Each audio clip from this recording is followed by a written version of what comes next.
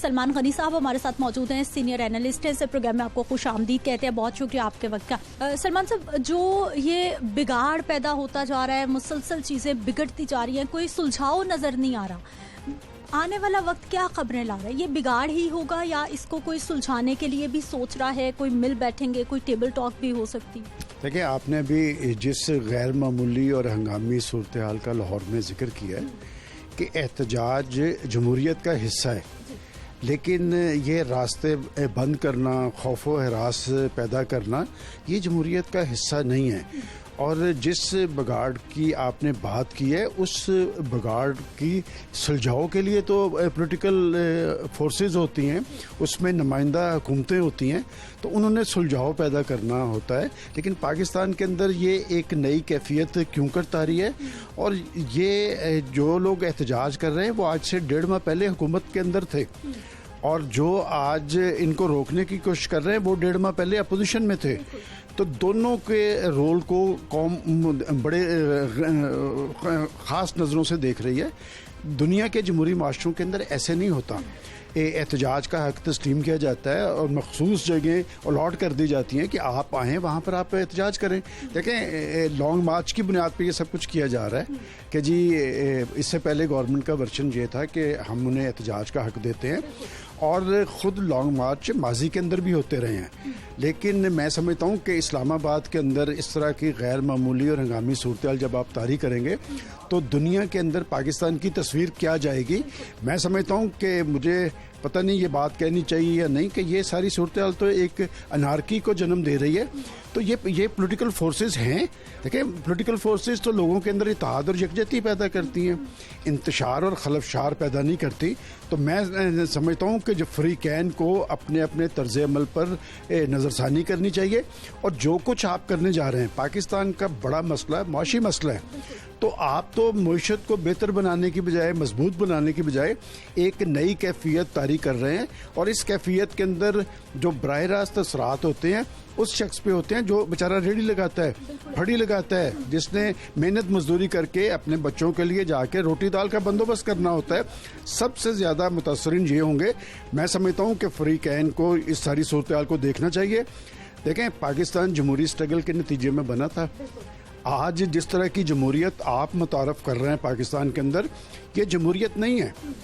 جمہوریت استحکام کا ذریعہ بنتی ہے, جمہوریت اتحاد لے کے آتی ہے, جمہوریت قوم کے اندر یکجہتی پیدا کرتی ہے, جمہوریت کے نتیجے میں قومی اور عوامی مسائل کا حل پیش کیا جاتا ہے. آج جو کیفیت طاری کی جا رہی ہے یہ اسے میں جمہوریت نہیں سمجھتا, اس سے لوگوں کے مسائل بڑھ رہے ہیں. سلمان صاحب, جیسے ہی کوئی بھی سیاسی جماعت حکومت میں آتی ہے, ان کا طرز بیان, طرز عمل, ان کے بیانات مختلف ہوتے ہیں. جیسے وہ اپوزیشن میں جاتی ہے, ان کے طرز بیان اور ہر چیز بالکل مختلف ہو جاتی ہے. اور اب لوگوں میں اتنی زیادہ عدم برداشت ہو گئی ہے کہ لوگ آپس میں دستوں گریباں ہو رہے ہیں. کون سمجھے گا ان سارے معاملات کو, کون ٹھیک کرے گا؟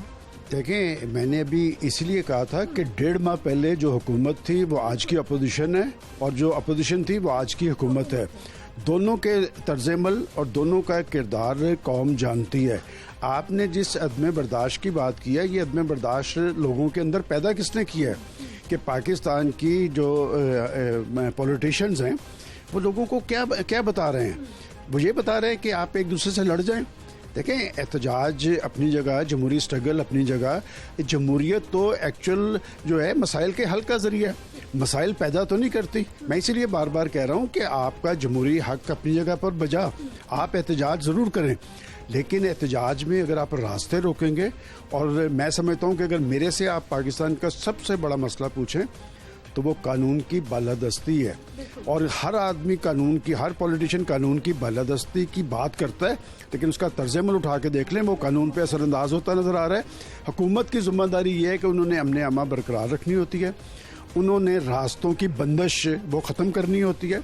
حکومت کا طرز عمل اپنی جگہ, لیکن آج کی جو حکومت ہے وہ بڑی پولیٹیکل فورسز پہ مشتمل ہے. وہ مسائل کا حل کیوں نہیں نکل پا رہا؟ آج کی جو اپوزیشن ہے وہ ماضی کی حکومت ہے. تو آپ پاکستان کے اندر ڈیڈ لاک طاری کر کے یہ سمجھیں گے کہ پاکستان آگے کی طرف جائے گا, تو پاکستان آگے کی طرف نہیں جائے گا. پچھلے 4 سال سے کیا ہو رہا ہے کہ پاکستان جو نیوکلیئر پاکستان ہے، ہمیں زیادہ ذمہ داری کا مظاہرہ کرنا ہے اور دنیا کی نظریں ہم پہ ہیں، اس لیے کہ ہم واحد مسلم نیوکلیئر پاور ہیں. تو اس ساری بات کو سمجھنے کی ضرورت ہے. کہیں ہم کچھ ایسا تو نہیں کر رہے کہ ہم کوئی ایسی کمی تو نہیں چھوڑ رہے جو دشمن پوری کرنا چاہتا ہے. لہٰذا اس اپنے طرز عمل پر نظر ثانی کرنی چاہیے اور پاکستان کے اندر ایسی کیفیت طاری نہیں کرنی چاہیے جس سے بے روزگاری میں اضافہ ہو، جس سے بدامنی فروغ پائے. اور اگر پولیٹیشنز کے دور میں یہ سب کچھ ہو رہا ہے اور پولیٹیشنز کی وجہ سے ہو رہا ہے، پھر پاکستان کے لوگوں کو اپنے اندر جان پیدا کرنی چاہیے. بات یہ کہ 22 کروڑ عوام کا جیتا جاگتا یہ ملک ہے. اگر سیاستدان غیر جمہوری طرز عمل کا مظاہرہ کر رہے ہیں تو ان کا گریبان بھی پکڑنا چاہیے کہ یہ اختیار آپ کو کس نے دیا ہے. سر آخری سوال میرا بس یہی ہوگا کہ نتیجہ کیا دیکھ رہے ہیں اس ساری صورتحال کا؟ کیا ہوگا کیا اور اس کا حل کیا ہو سکتا ہے اگر بہتر طریقے سے اس کا حل نکالا جائے؟ دیکھیں، یہ سوال آپ کا بڑا سینسٹیو ہے کہ ہم جا کدھر رہے ہیں. اس حوالے سے میں اپنے منہ سے ایسی بات نہیں کرنا چاہتا کہ حالات تو ایک خطرناک صورتحال کی طرف بڑھ رہے ہیں. اس خطرناک صورتحال کا سدباب کرنا پولیٹیشنز کی ذمہ داری ہوتی ہے. تو آج تو یہ سب کچھ کر پولیٹیشنز رہے ہیں، اپنی سیاست کے لیے کر رہے ہیں.